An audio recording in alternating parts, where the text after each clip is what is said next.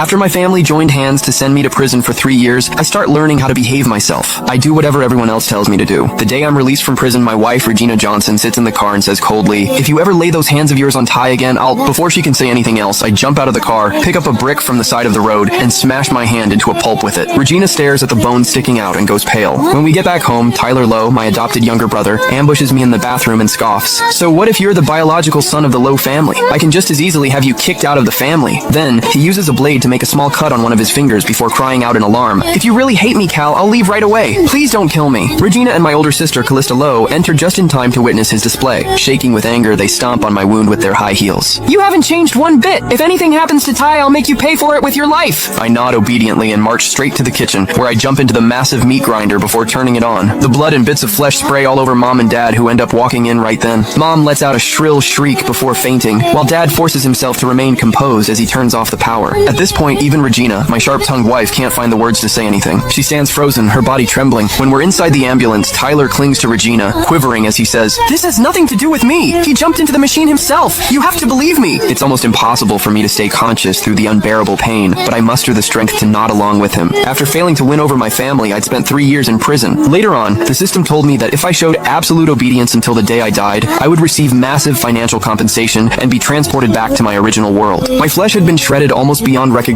It took the doctors at the hospital 3 days to wrestle me from the clutches of death. As my wife, Regina Johnson, stared at my heavily bandaged body, pain flashed through her eyes. She turned to Tyler Lowe and asked slowly, "What exactly happened between you and Calvin in the bathroom that day? He used to value his life so much. Why would he jump into a meat grinder just because someone stepped on him?" Tyler's eyes darted around evasively as he replied in a wounded tone, "I have no idea. Cal went crazy out of nowhere that day. He called me a phony, saying that I was stealing his place. He said he wanted to kill me." My older sister, Callista Lowe, shielded Tyler behind her and shot me a vicious glare before saying, "Regina, Ty has always treated you like a sister. How can you suspect him like that?" She turned back to me, her eyes filled with disgust. "Do you have no shame, Calvin? Ty has been nothing but good to you, yet you're resorting to a nasty trick like this to set him up. If you wanted to die so badly, why didn't you just smash your head into a wall or jump off a building? You obviously made this huge scene on purpose to gain sympathy." Recalling what the system told me, I swiftly nodded. There were safety bars installed over the windows, so I couldn't jump from here. But if I smashed my head hard enough into the wall, I could finally be free. I threw off the blanket and forced myself upright with sheer willpower. The bandages all over my body were soaked through with blood, yet it was as if I couldn't feel the pain anymore. After taking a deep breath, I hurled myself at the wall with every ounce of strength I had left. The deafening bang echoed in the hospital room. My skull split open instantly. Blood streamed down my face and blurred my vision. Collapsed on the floor, I touched the dent in my head, feeling wistful. What a shame I didn't die from that. Just as I gathered my strength to charge at the wall again, Regina grabbed me and yanked me backward. For the first time in a long while, I heard panic and worry in her voice. "Calvin, what are you doing?" I opened my mouth and coughed up a huge mouthful of blood. The next second, my parents rushed over and pulled me into their arms.